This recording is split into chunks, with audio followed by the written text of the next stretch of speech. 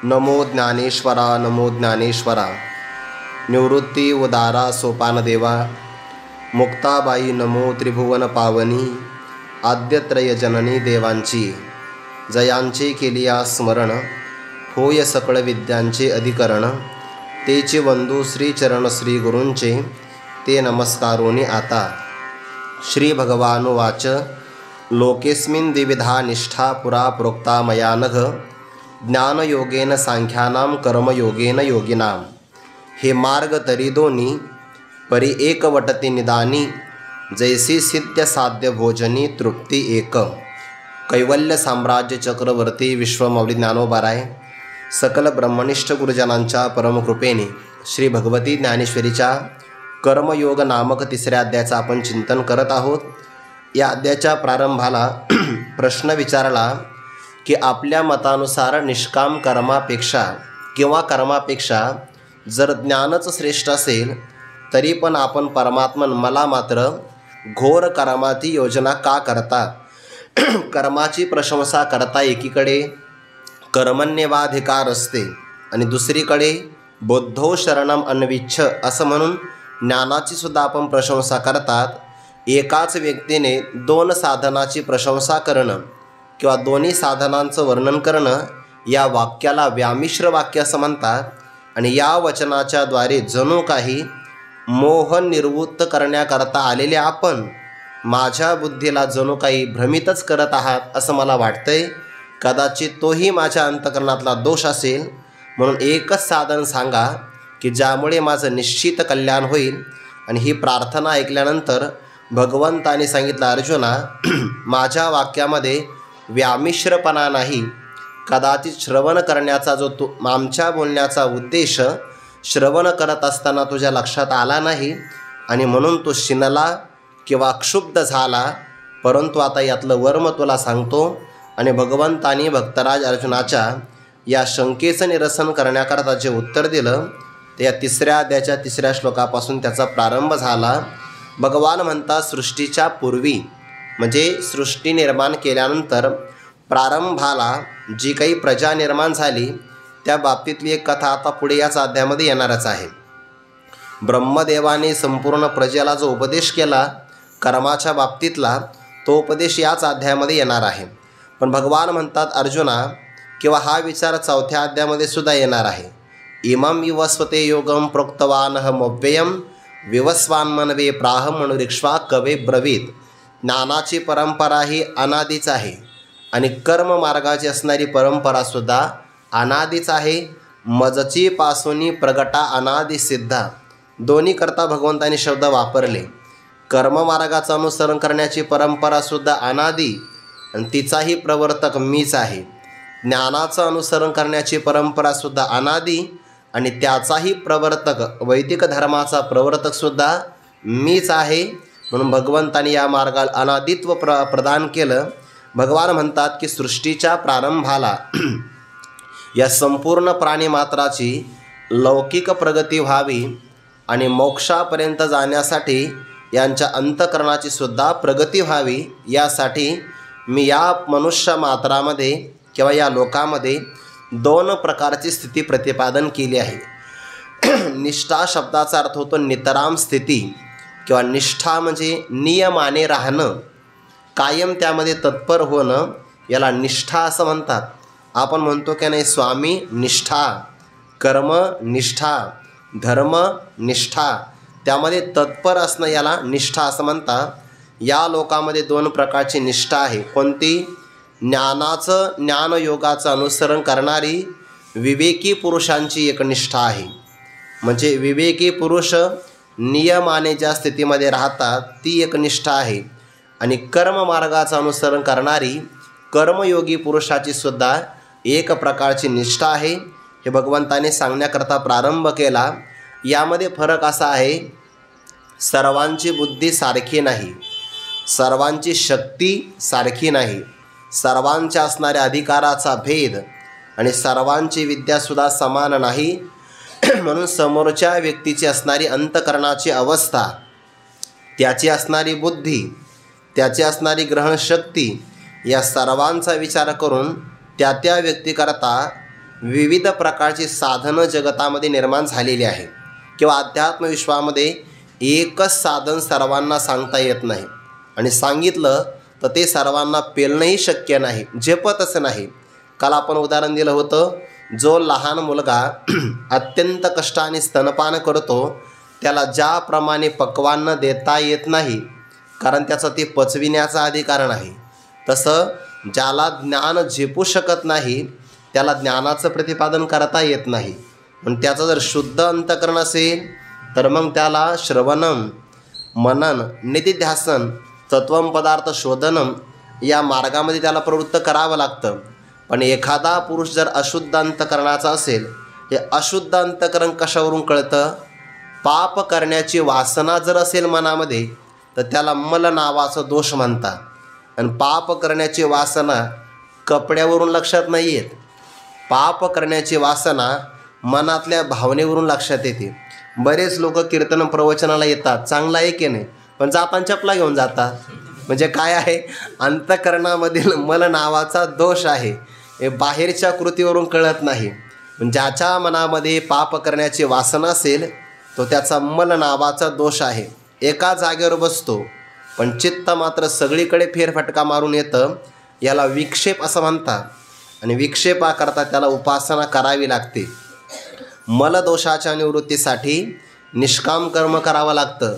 म्हणून ज्याचं अंतःकरण अशुद्ध असेल त्याला कर्म सांगावं लागतं आणि ज्याचं अंतःकरण शुद्ध झालेलं असेल त्याला तत्त्वज्ञानाचा उपदेश करावा लागतो.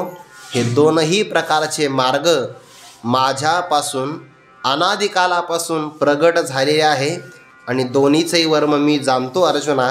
फक्त ओघाओघामध्ये तुला सांगायचा होता निष्काम कर्मयोग, पण निष्काम कर्म सांगता सांगता निष्काम कर्माचं अनुसरण करणारा साधक ज्या ब्रह्मस्थितीला प्राप्त होतो ती ब्रह्मस्थितीसुद्धा आम्ही साध्य रूपाने सहज सांगितली.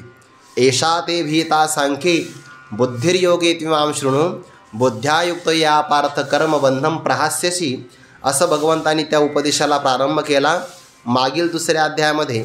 आणि मग निष्काम कर्माने जाणारा जो साधक आहे तो परमात्म स्वरूपाच्या ठिकाणी त्याची बुद्धी स्थित होते, तेव्हा त्याला स्थितप्रज्ञ असं नाव येतं की नाही?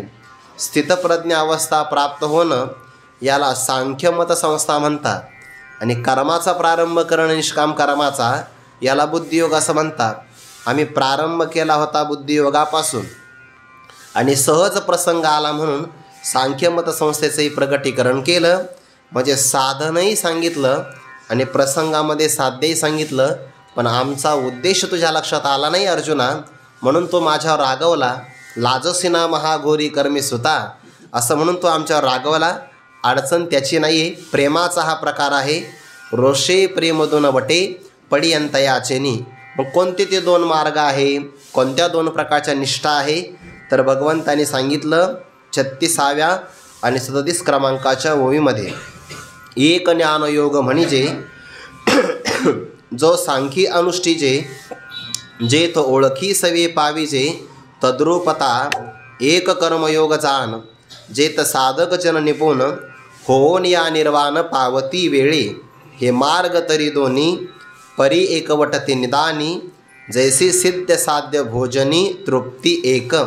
या 3 ओव्यांचा एकत्र विचार आहे. त्यापैकी 2 ओव्यांचा काल आपण थोडासा विचार केला होता. एक मार्ग कोणता आहे? ज्ञानयोगाचा. योग शब्दाचा अर्थ होतो जे आपल्याला परमात्म्याशी जोडून देतं त्या साधनाला योग असं म्हणतात. मग एखादा जर आत्मज्ञानाने परमात्म स्वरूपाशी प्राप्त होत असेल तर त्याच्या साधनाचं नाव आहे ज्ञानयोग. आणि एखादा साधक निष्काम कर्माने परमात्म्याची प्राप्ती करत असेल तर त्याच्या साधनेला म्हणतात कर्मयोग. दोन्हीमध्ये थोडासा फरक आहे.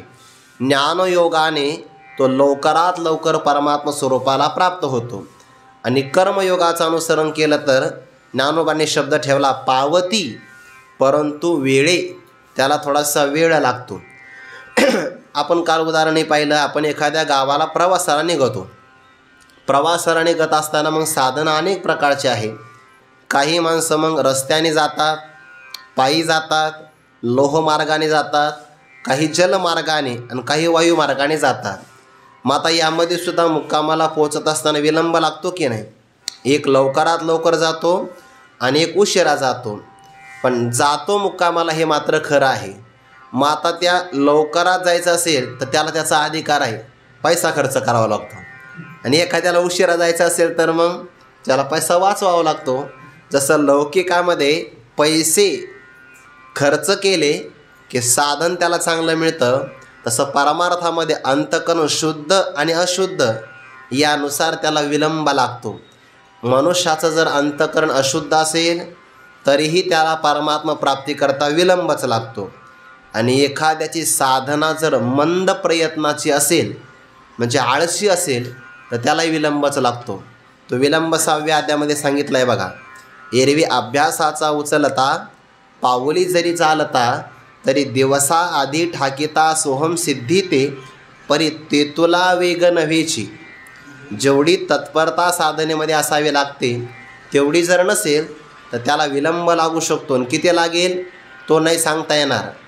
कदाचित त्याला स्वर्गाला जाऊन मुक्काम करावा लागतो आणि तिथे गेल्यानंतर त्याला पश्चाताप होतो, हा अंतरायावचिता का उडवला भगवंता, ऐसा दिवी भोगभोगिता अनुतापी नित्य. तिथे जाऊन तो पश्चाताप करतो.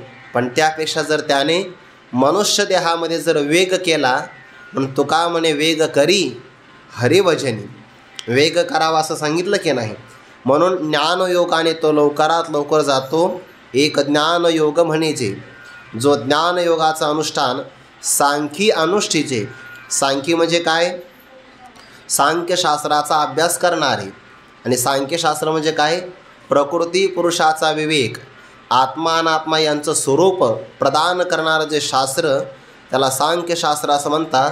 किंवा सांख्य शब्द हा कधी कधी बऱ्याचदा वेदांत शास्त्राकरताही वापरला जातो.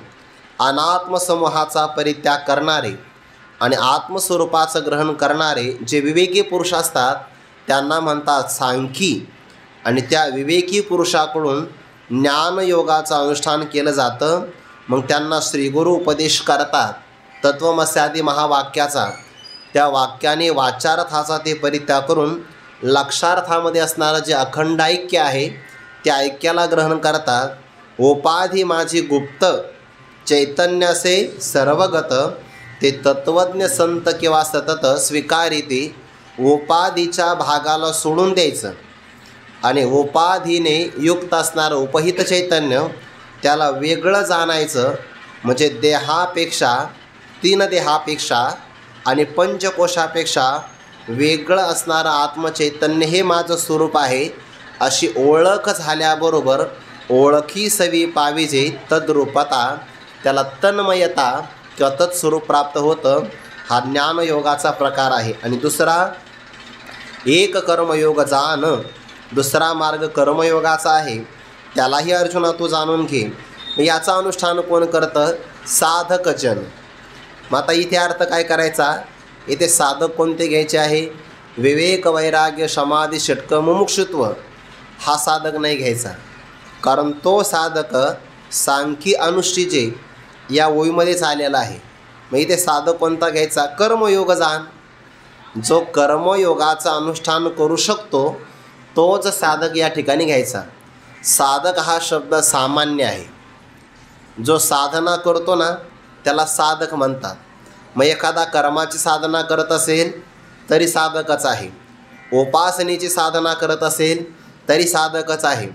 अष्टांग योगाची किंवा ज्ञानयोगाची साधना करत असेल तरी तो साधकच आहे. साधक हा शब्द सामान्य आहे. म्हणजे तो अनेक ठिकाणी वापरला जाऊ शकतो. जसा प्रसंग येईल तसा अर्थ करायचा. ज्याचं अंतकरण अशुद्ध आहे, जो कर्माचा अधिकारी आहे, तो साधक या ठिकाणी घ्यायचा. आणि त्याने कर्ममार्गाचा स्वीकार केला, तेही कर्म निष्काम कर्म पाहिजे.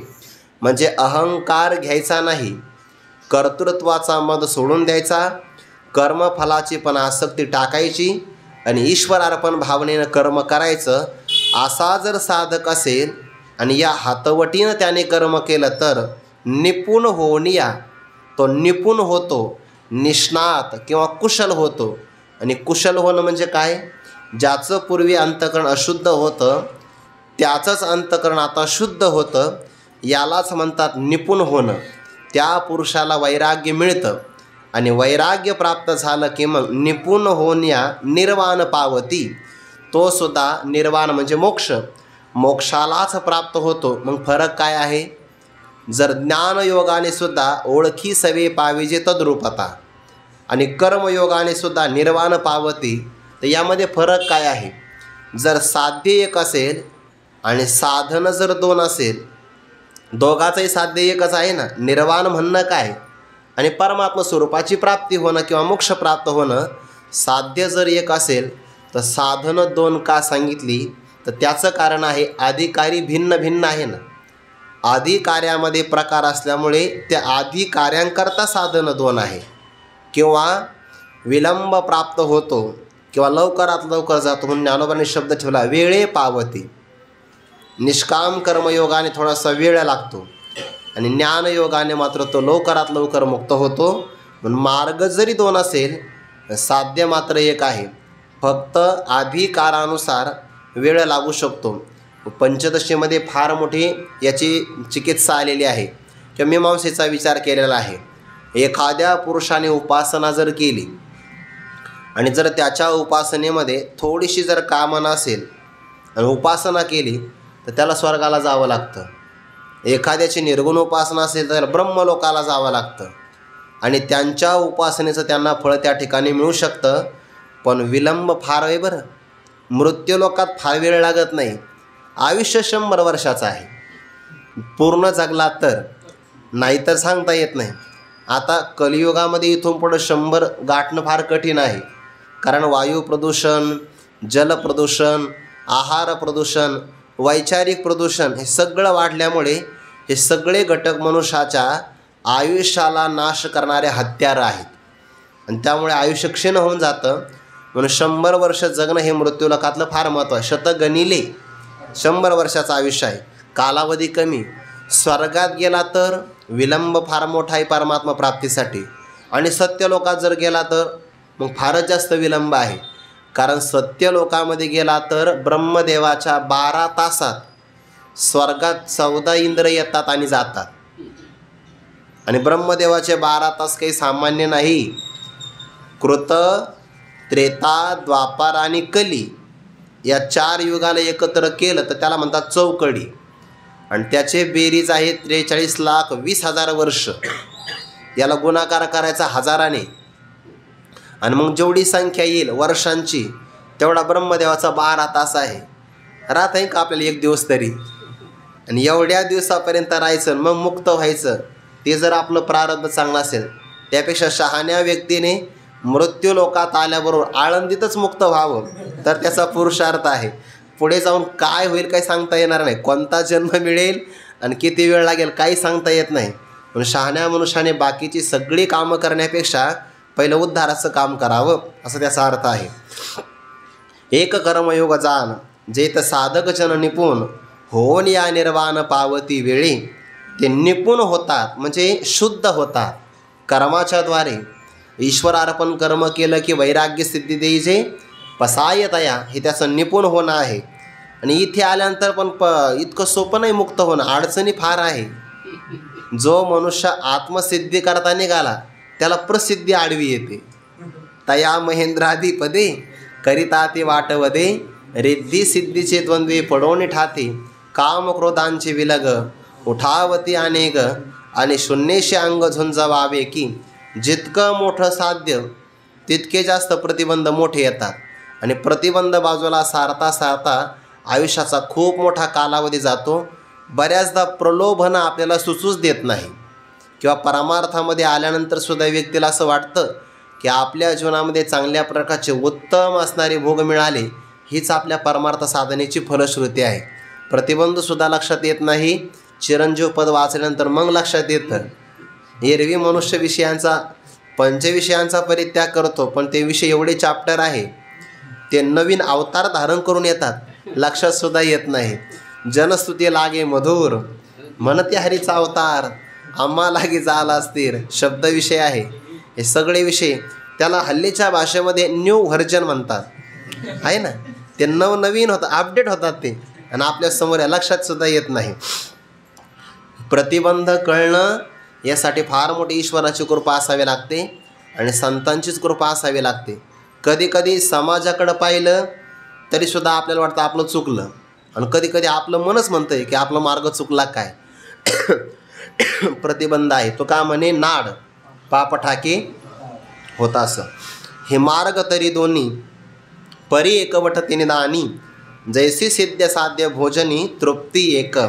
मग आता एक कर्मयोगाचा मार्ग आहे, एक ज्ञानयोगाचा मार्ग आहे. या मार्गामध्ये दोन मार्ग जर असेल तर यांचे साध्यसुद्धा वेगवेगळे असतील ना. भगवान म्हणतात तसं नाही, मार्ग दोन आहे. एक कर्माचा म्हणजे निष्काम कर्माचा आणि एक ज्ञानाचा ज्ञानयोगाचा. मार्ग जरी दोन असेल पर एक वटती निदानी. निदानी म्हणजे काय, शेवटी. आणि एक वटती म्हणजे एकत्र होतात, शेवटी एकत्र होतात. शेवटी म्हणजे कुठं, साध्याला. आणि सर्वांचं साध्य कोण आहे, परमात्मा. सा काष्ठा सा परागती. भगवंताने त्या 9व्या अध्यायामध्ये म्हटले ना, गतिर्भरता प्रभू साक्षी निवास शरणम सृहत. तिथं गती सांगत असताना हे चराचर आघवे, जे प्रकृती आता साठवे, ते शिनली जेत विसवे ते परमगती मी, असं म्हटलंय की नाही. सर्वांची परमगती म्हणजे सर्वजण कुठं जातात, एका परमात्म्यापर्यंत.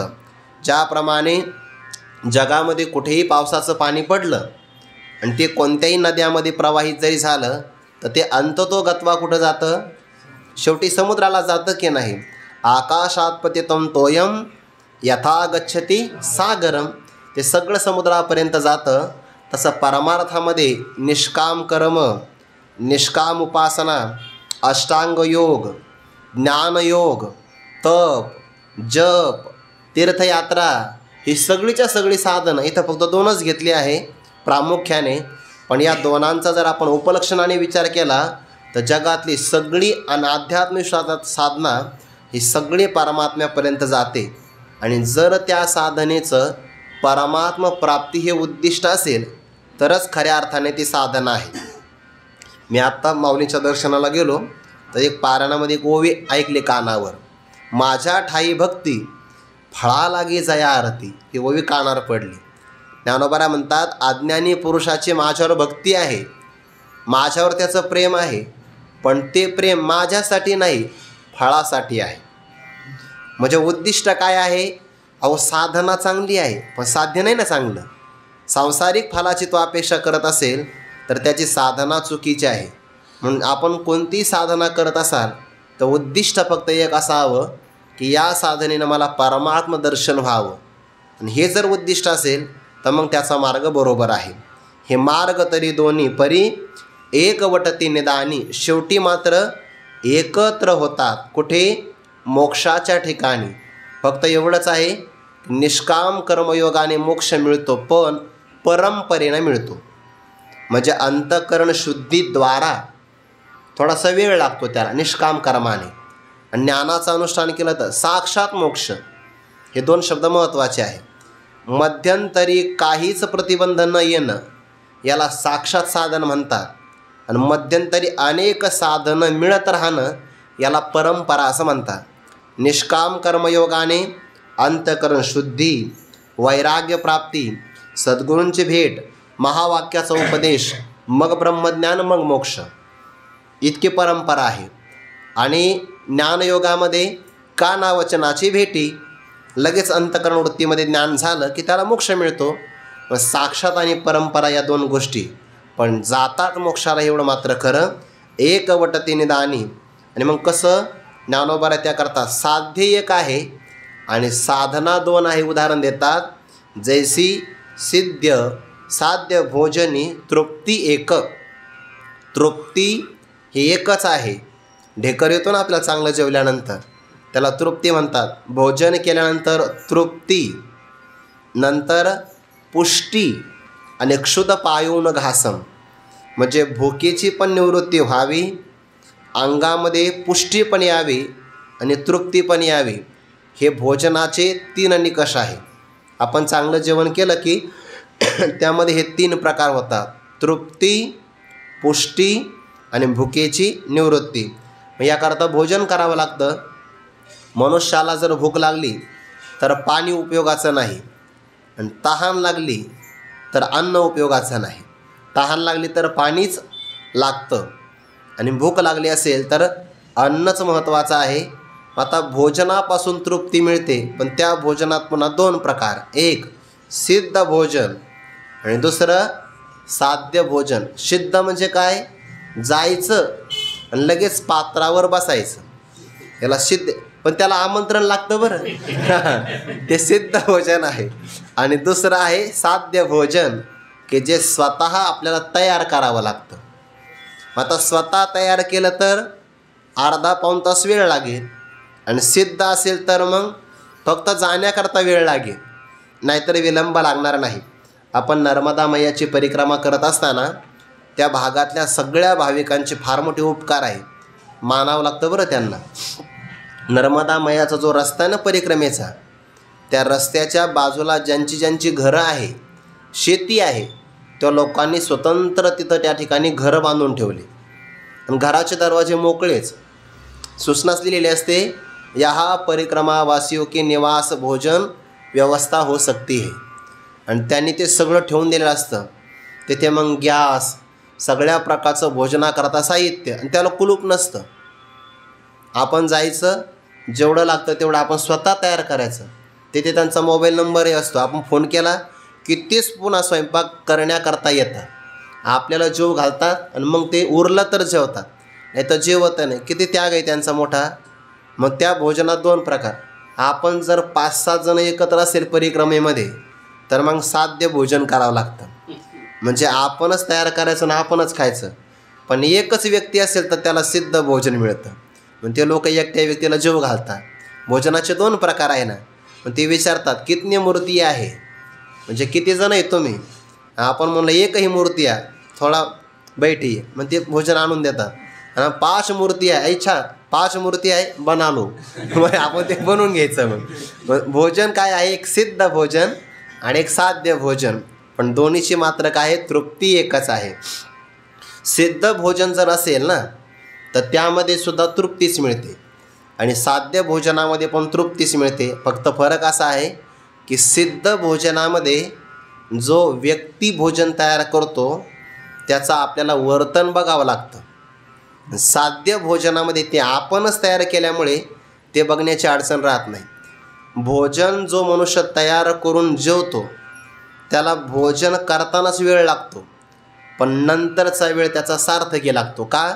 कारण त्यांनी स्वतः तो स्वयंपाक केल्यामुळे त्याचे विचार त्या स्वयंपाकामध्ये परिवर्तित होतात. जर तो प्रसन्न असेल तर त्याला जेवण केल्यानंतर आळस येत नाही. आणि एखाद्या ठिकाणी सिद्ध भोजन आहे आणि ज्याने जेवण तयार केलं त्यांनी स्नानच नव्हतं केलं, मग आपण जर जेवलो तर आपल्याला दिवसभर आळस राहतो. म्हणून आपल्याकडे काही महापुरुष जे आहे ना, ते कोणाच्या हातचं जेवण करतच नाही. याचं कारण आहे की ते साध्य भोजन भक्षण करतात. आणि आपणच आपल्या आहाराचे जर नियम चांगले पाळले की मनुष्याला मग साधनेमध्ये प्रसन्नता राहते. फक्त एवढंच आहे की जेवण तयार करताना वेळ लागतो, आणि मग ते विद्यार्थी कंटाळतात, कारण दररोज तेच भांडे घासायचे आणि पुन्हा तेच धुवून काढायचे. मग काही विद्यार्थी दुपारी भोजन तयार करतात, भांडे तेव्हा नाही घासत, जेव्हा त्या भांड्या वाचून आडतं तेव्हाच ते भांडं घासायचं, तोपर्यंत घासायचं नाही. असं ते सिद्ध आणि साध्य भोजन आहे. जैसे सिद्ध साध्य भोजनी तृप्ती एक. मला चांगला अनुभव आहे त्याचा.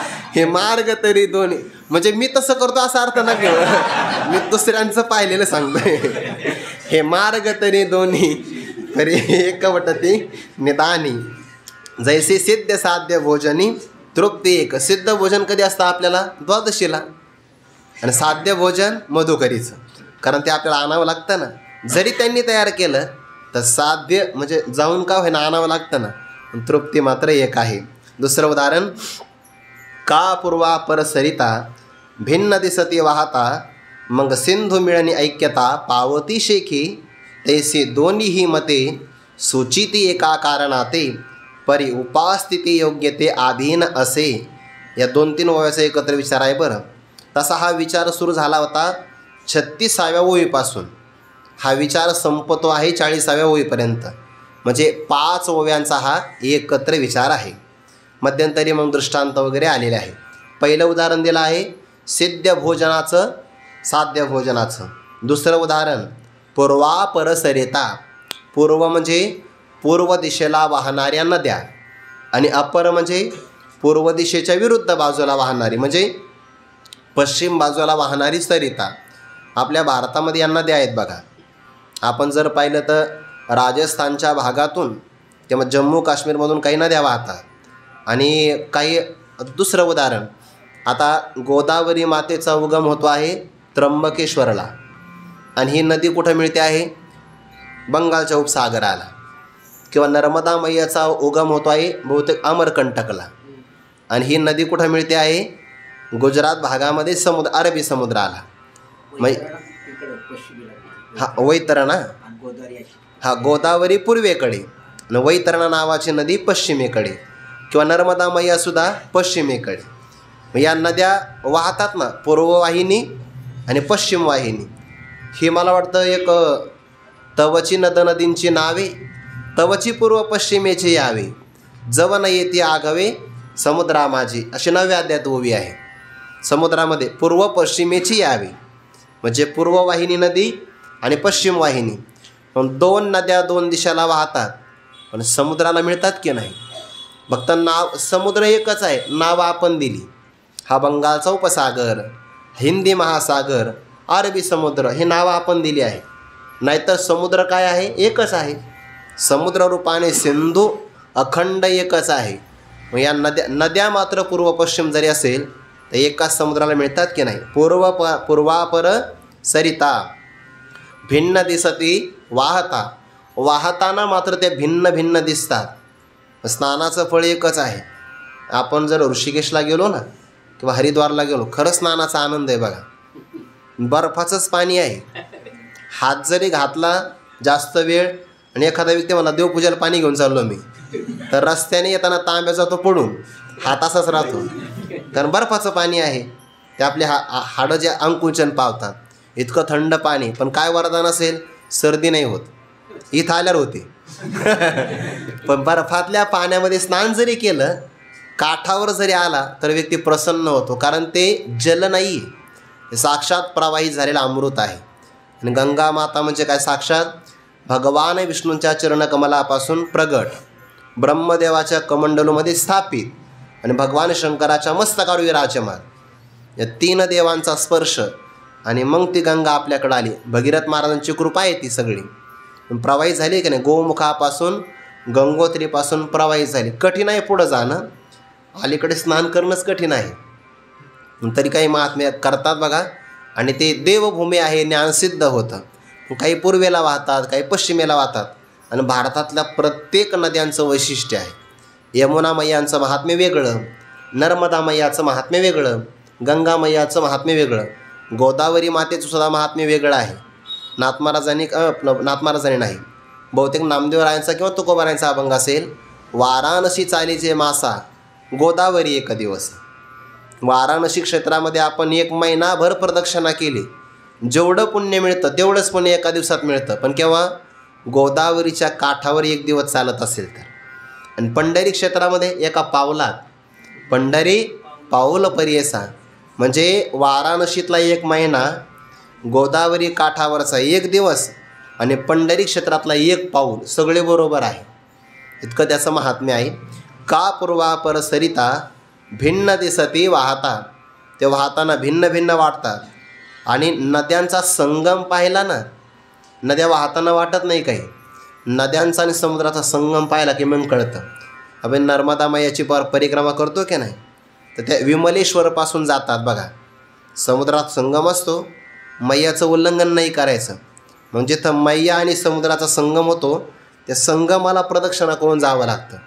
आणि ते समुद्रात प्रदक्षिणा म्हणजे जमिनीवर नाही आहे, पाण्यातलीच प्रदक्षिणा असते ते. मग ते समुद्रामध्ये वाटत काही नाही, पण सकाळी उजाडल्यावर दिसतं ते अथांग पाणीच पाणी.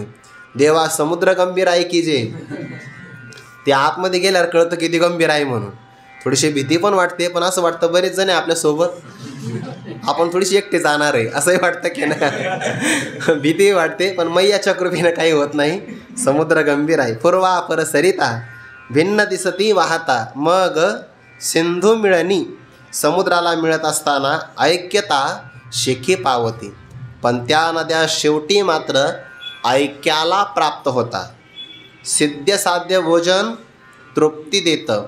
पूर्वापर सरिता सिंधूच्या ठिकाणी ऐक्याला प्राप्त होतात. तसं कर्मयोग आणि ज्ञानयोग मार्ग दोन आहे, पण मोक्षाच्या ठिकाणी एक होतात.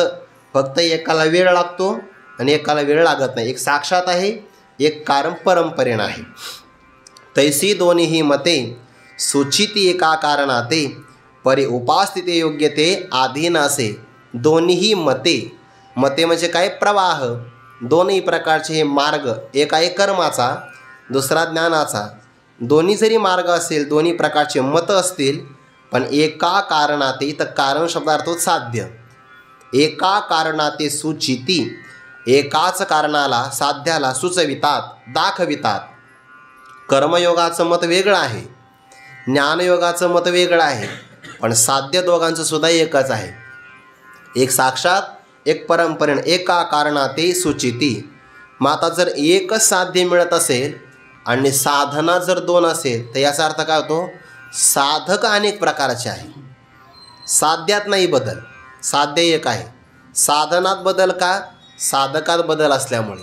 सुचिती एका कारणाते असं जरी असेल, परंतु उपास्ती म्हणजे त्यांची उपासना करण्याचा जो प्रकार आहे तो कसा आहे? काही कर्माची उपासना करतात, तर काही ज्ञानाची उपासना करतात. आणि उपास्ती जी त्यांची उपासना आहे म्हणजे अनुष्ठान करण्याची पद्धती, ती म्हणजे ते योग्यते अधीन असे. जशी ज्याची योग्यता, जसा ज्याचा अधिकार, त्या योग्यतेच्या अधीन, योग्यतेच्या नुसार उपासना ठरलेली आहे.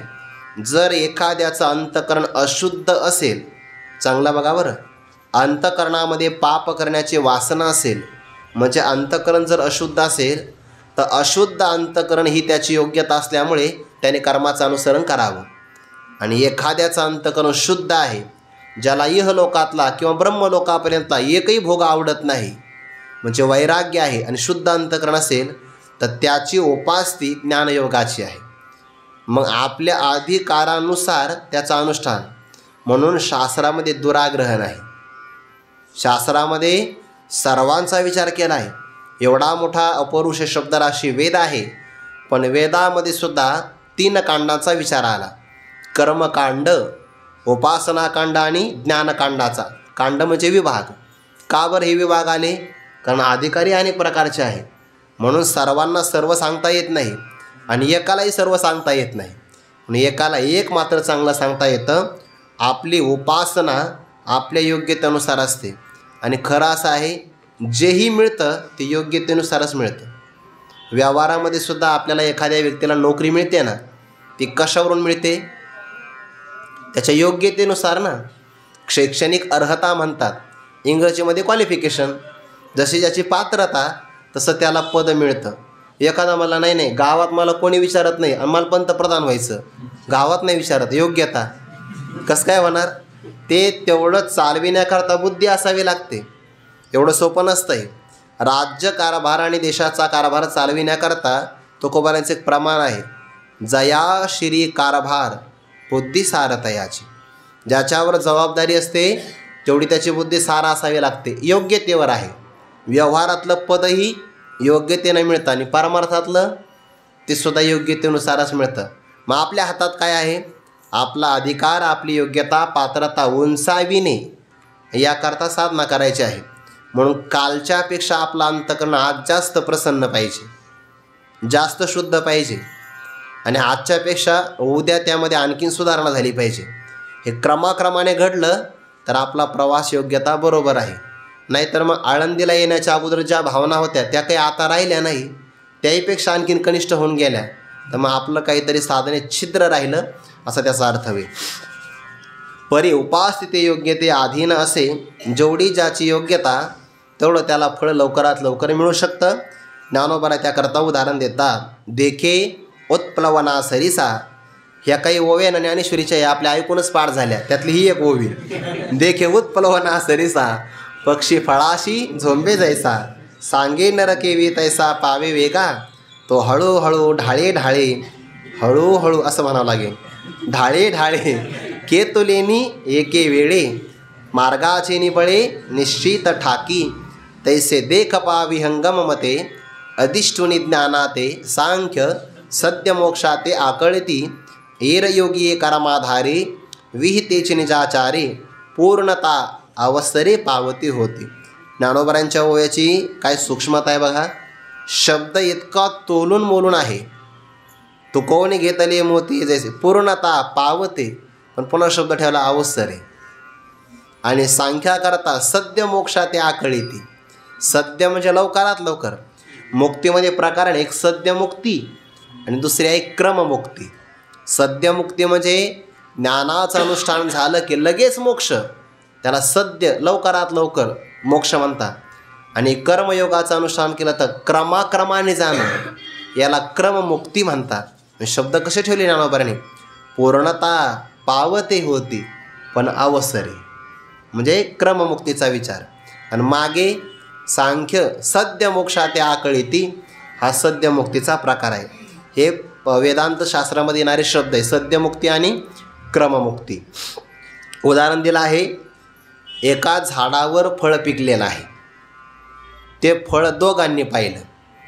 आता त्याची परीक्षा आपल्याला नाही करता येत. त्याला एक विशिष्ट प्रकारची हातवटी असते.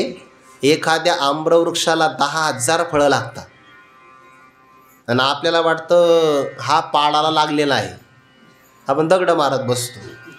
म्हणा आपला नेम फार कच्चे जास्त पडतात. 10,000 कैऱ्या आहे त्याच्यावर, आणि त्यातला बरोबर जो पिकलेला आहे त्याच्यावर कोण जातो? पोपट. तर त्याला निसर्गाने किंवा ईश्वराने असं काही सामर्थ्य दिलं आहे की 9,999 बाजूला सोडतो तो आणि बरोबर पिकलेल्या फळावर जाऊन बसतो. आणि म्हणून ज्या फळाला त्या पोपटाची चोच लागलेली आहे, माणसं म्हणतात अरे त्याला टव करलेलं बरं, ते घे. मग त्याला कोणी उष्ट नाही म्हणत, उलट म्हणतात ते जास्त पिकलेलं आहे. कारण का? शुकमुखात अमृतद्रव संयुतम. भागवतामध्ये उल्लेख आला का नाही? निगम कल्पतरोवर गलितम फलम शुकमुखात. त्याचा श्लेष अलंकार आहे बरं. शुकमुखात म्हणजे पोपटाचा स्पर्श आणि शुकाचार्यांचा स्पर्श असा अर्थ श्लेष अलंकार तिथं आलेला आहे. म्हणजे पोपटाचा स्पर्श झाला की ते फळ जास्त परिपक्व असतं. मग आता फळ दोघांनी पाहिलं, मनुष्याने पण पाहिलं आणि पोपटाने पण पाहिलं. कोणाला लवकरात लवकर प्राप्त होईल? पोपटाला. हा जरी त्याच्याकडे माणसासारखे हातपाय नसेल, पण त्याचे उड्डाण करण्याची क्षमता आहे. म्हणून उत्प्लवना सरिसा. उत्प्लवन म्हणजे उड्डाण. उड्डाण केल्याबरोबर पक्षी फळाशी झोंबे जायसा. हे कधीतरी बोललो होतो बघा एकदा. पक्षी पिकलेल्या फळाशी झोंबे जायसा. तो कच्च्या फळावर जात नाही, बरोबर पाहिल्याबरोबर पिकलेल्या फळावर जाऊनच तो विराजमान होतो. सांग बरं अर्जुना, नर केवी तैसा पावे वेगा. एखाद्या मनुष्याने पण ते फळ पाहिलं तर तो तैसा म्हणजे पक्षाप्रमाणे उड्डाण केल्याबरोबर वेगा पावे. केवी वेगा पावे. कसा बरं वेगाने प्राप्त होईल? प्राप्तच होणार नाही असं नाही, पण वेगाने प्राप्त नाही होणार. मग त्याचा एक प्रकार आहे. त्याने पहिल्यांदा खोडावर चढावं, नंतर मुख्य फांदीवर, त्या मुख्य फांदीची पुन्हा उपफांदी उपशाखा, त्या उपशाखेचा पुन्हा डहाळा, आणि त्या डहाळीला हात लावावं. पण पाहावं फांदी तुटणार तर नाही ना, नाहीतर मग फळ नाही, मग दवाखान्यात भरती व्हावं लागेल, असं होईल की नाही. आणि मग ते फळ त्याच्या हातात आलं की त्याने ते तोडून घ्यावं. म्हणून ज्ञानोबा म्हणतात तो म्हणजे कोण? तो नर. इथे तो सर्वनाम आला की नाही. मग तो नर हळूहळू, त्याचं म्हणलं आहे पर्वत हळूहळू चढावा, भोजन हळूहळू करावं, झाडावर सुद्धा हळूहळू चढलं पाहिजे. हळूहळू कसं? ढाळे ढाळे, या डहाळीवरून त्या डहाळीवर, असं त्याने ढाळे ढाळे. ढाळे म्हणजे काय? डहाळीवर. हळूहळू ढाळे ढाळे, डहाळी या डहाळीवरून त्या डहाळीवर. केतुलेनी एक वेळ, काही वेगाने. केतुलेनी म्हणजे कोणत्या तरी एका वेळ प्रसंग आल्यानंतर त्याचा मार्ग ठरला आहे बरं. फळापर्यंत जाण्याचा सुद्धा मार्ग आहे. कोणता मार्ग? खोडावरून फांदीवर, फांदीपासून डाळीपर्यंत हा मार्ग आहे. आणि या मार्गाचे बळाने गेला तर निश्चित तो फळापर्यंत जातो. मग आता फळापर्यंत पक्षीही गेला आणि फळापर्यंत नर म्हणजे मनुष्यही गेला, पण एकाला उड्डाण केल्याबरोबर अडथळाच नाही आला. का पक्षाला अडथळा आला काही? अजिबात नाही. उड्डाण केलं सरळ फळापर्यंत. त्याला या डाळीवरून त्या डाळीवर असं नाही करावं लागलं, खोडावरून फांदीवर असं नाही. तो सरळ फळापर्यंत जातो. पण मनुष्याला मात्र मार्ग आहे चढून जायचं झाडा. पहिलं त्याने झाडाचं दर्शन घेतलं पाहिजे. असं करतात ना बरेच लोक. म्हणून तो मार्गाचे निबळे निश्चित ठाकी झालं उदाहरण. आता सिद्धांत काय सांगायचा? तैसे देख पहा बरं अर्जुना, विहंगम मते. दोन मार्ग आहे ना, एक विहंगम मार्ग आणि दुसरा पिपीलिका मार्ग. पिपीलिका म्हणजे मुंगी आणि विहंगम मार्ग म्हणजे पक्षाचा मार्ग. म्हणजे ज्याप्रमाणे पक्षी वेगाने जातो तशी मुंगी जात नाही. पण जातच नाही असं नाही ना, जाते पण तिला वेळ लागतो. तसं कर्मयोगाने मोक्षापर्यंत जाण्यासाठी वेळ लागतो. म्हणून त्याला क्रममुक्तीचा मार्ग किंवा पिपीलिका मार्ग किंवा आताच्या भाषेमध्ये निष्काम कर्माचा मार्ग म्हणतात. आणि दुसऱ्या ज्ञानयोगाला ज्ञानयोग, सत्यमुक्ती किंवा विहंगम मार्ग असं म्हणतात. विहंगम म्हणजे पक्षाच्या पद्धतीप्रमाणे गमन करणं. तैसे विहंगम मते. मग काय करतात? अधिष्ठुनी ज्ञानाते. ज्ञानाचं अधिष्ठान आश्रय घेऊन सांख्य म्हणजे ज्ञानी, विवेकी असणारे, साधन चतुष्टयाने संपन्न असणारे अधिकारी सद्य मोक्षाते हा कळीती. तत्काल लगेचच्या लगेच मोक्षाला प्राप्त होतात. आत्यंतिक दुःखाची निवृत्ती आणि परमानंदाची प्राप्ती यालाच मोक्ष असं म्हणतात. आणि त्या मोक्षाला पक्षाच्या पद्धतीप्रमाणे लवकरात लवकर जायचं असेल तर त्यासाठी ज्ञानाचा आश्रय करावा लागतो. आता ज्ञानाचा जर आश्रय करायचा असेल तर ते ज्ञान पैगा बरवे, जरी मनी हाती जाणावे किंवा आणावे, तरी संताया भजावे सर्वस्वेशी. जे ज्ञानाचा कुरुठा ते तर सेवा हा दारवंटा. तो स्वाधीन करी सोबटा ओळगुणी, तरी तनु मनोजीवे चरणांशी लागावे. आणि अगर्वता करावे दाश सकळ, मग अपेक्षिता पुले. तेही सांगतील पुशिले, जेने अंतकरण बोधले संकल्पाने. एवढा मार्ग आहे. म्हणजे त्यांची शरणागती करायची, शरणागती केल्यानंतर प्रश्न विचारायचा आणि मग ते आपल्याला त्या महावाक्याचा उपदेश करतात. हा विहंगम मार्ग आहे. अधिष्ठुनी ज्ञानाते. ज्ञानाचा आश्रय करायचा असेल तर संतांचा आश्रय करावा लागतो किंवा मग संतांच्या ग्रंथाचा आश्रय करावा लागतो. म्हणून ज्ञान होय मुढा, अतिमूर्ख त्या दगडा. मग त्याच्याकरता वाचावी ज्ञानेश्वरी, डोळा पहावी पंढरी. ज्ञान होय अज्ञानासी, ऐसावर या टेकेशी. ही ज्ञानोबांची कृपा आहे, वाचलं पाहिजे. नाहीतर मग रेडेश्वराप्रमाणे कृपेची वाट बघितली पाहिजे. ज्ञानोबांची कृपा झाली तर होता कृपा तुमची, पशु बोले वेद. मग काही ज्ञानाचा आश्रय करतात, पण अध्यात्म ज्ञान बरं. नाही तर मग ज्ञान शब्द वापरला की मग व्यवहारातलं ज्ञान नाही. म्हणे हा खूप ज्ञानी आहे, विद्यापीठातून खूप पदव्या मिळाल्या, ते ज्ञान नाही उपयोगाचं. ते फक्त दुपारची भ्रांती घालवतं, मरण निवृत्त करत नाही. म्हणजे इथं ज्ञान शब्द आला की अध्यात्म ज्ञान, परमात्म दर्शन करणारं ज्ञान. या ज्ञानाचा आश्रय करून सांख्य म्हणजे ज्ञानी पुरुष सद्य लवकरात लवकर मोक्षाला आपल्या ताब्यात घेतात. आणि एर म्हणजे इतर, म्हणजे ज्ञानी पुरुषापेक्षा भिन्न असणारे दुसरे कोण? कर्मयोगाचा अंगीकार करणारे. एर योगी म्हणजे कर्मयोगी. ते काय करतात बघा बरं, ज्ञानी ज्ञानाचा आश्रय करतात आणि कर्मयोगी कर्माधारे. ते कर्माच्या आधाराने विहितेची निजाचारे. विहित म्हणजे वेदाने सांगितलेलं, इदं कुरु, हे करा, त्याला विहित कर्म म्हणतात. आणि निजाचार्य म्हणजे स्वधर्माचा आचरण. वेदाने आपल्याकरता जो स्वधर्म सांगितलेला आहे, स्वकर्म सांगितलं, त्या कर्माच्या आचरणाच्या द्वारे बघा बरं ते करतात कर्माचं आचरण आणि मिळतं काय? पूर्णता. मग कर्माने पूर्णता कशी मिळेल?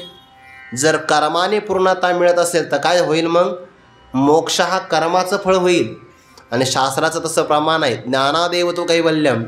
म्हणून इथं कर्माने जरी मोक्ष मिळत असेल तर कर्माने परंपरेनं मिळतो असा अर्थ घ्यावा लागतो. चित्तशुद्धी आणि मग ती सगळी साखळी परंपरा घ्यायची.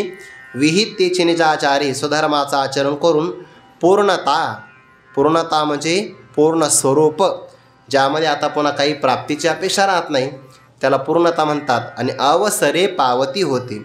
अवसरे म्हणजे थोडा अवकाश लागतो, थोडा त्यांना विलंब किंवा वेळ लागतो, पण पूर्णता मिळती. म्हणून भगवान म्हणतात अर्जुना, या लोकामध्ये ज्ञानयोगाने विवेकी पुरुषांची आणि कर्मयोगाने कर्मयोगी पुरुषांची तत्परता किंवा ज्ञान तत्परता किंवा नियमाने स्थिती, नितराम स्थिती अशी निष्ठा मी तुला सांगितली. आणि ही तुलाच नाही, हे मी पुरा सृष्टीची उत्पत्ती झाल्यानंतरही सांगितलेली आहे. अशा प्रकारे कथन केल्यानंतर आता ज्याला ज्ञाननिष्ठेचं फल प्राप्त करायचं त्याला प्रारंभ कर्मातून करावा लागतो. हा प्रकार परमात्मा पुढे सांगणार. चिंतन आपण उद्या पाहू. कुंडली गवर्धारी विठ्ठल श्री ज्ञानदेव तुकाराम मौली ज्ञानेश्वर महाराज की जय. जगद्गुरु तुकाराम महाराज की जय. सद्गुरु जोग महाराज की जय.